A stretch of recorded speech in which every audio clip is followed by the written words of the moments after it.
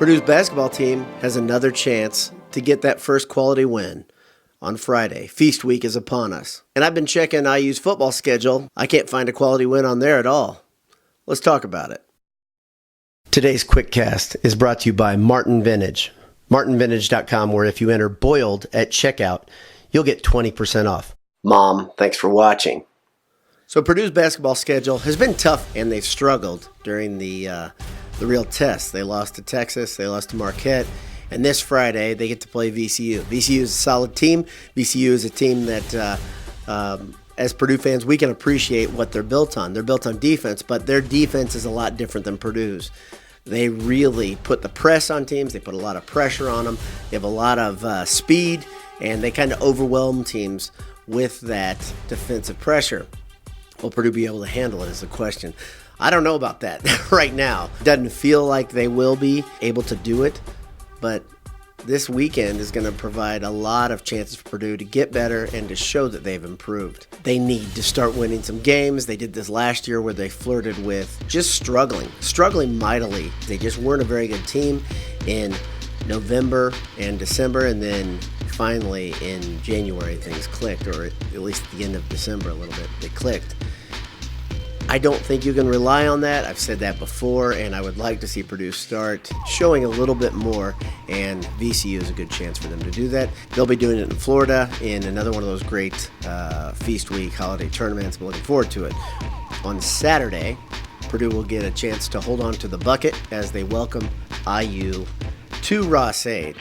And Purdue obviously has had a season that I think we all thought would go differently, but can't go back in time. There's been a ton of injuries, and just a season that I'm ready to have over, actually, which is pretty unusual for a guy like me who just loves Purdue football.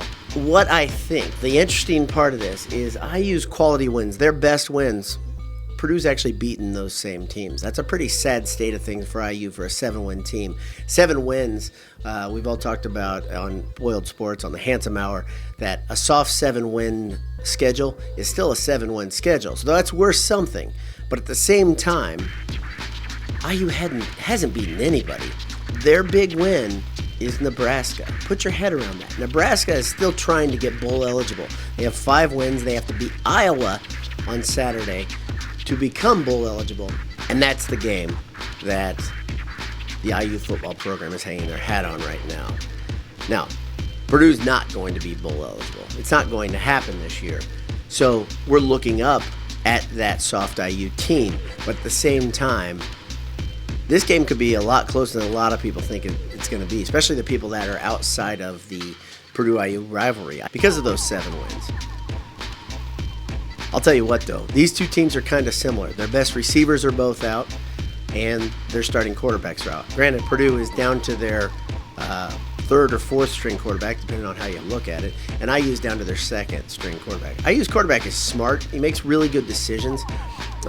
Doesn't have a huge arm, but he's solid. He's solid. And similarly, O'Connell is very, very solid. He's made some very good decisions, and you can count on him not screwing up a whole bunch. So this could be a pretty fun game to watch.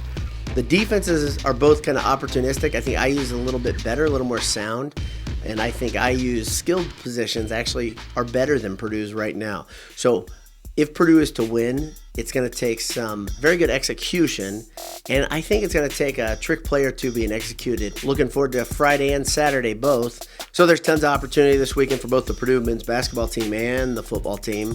Here's to them coming through and doing some big things. We'll have lots of content for you this week. There'll be a Handsome Hour and a basketball beat, and I may even have another post depending on how this week goes. I hope you enjoyed the time with your family later this week. God bless you. Have a great day. Hammer down. BS all the time.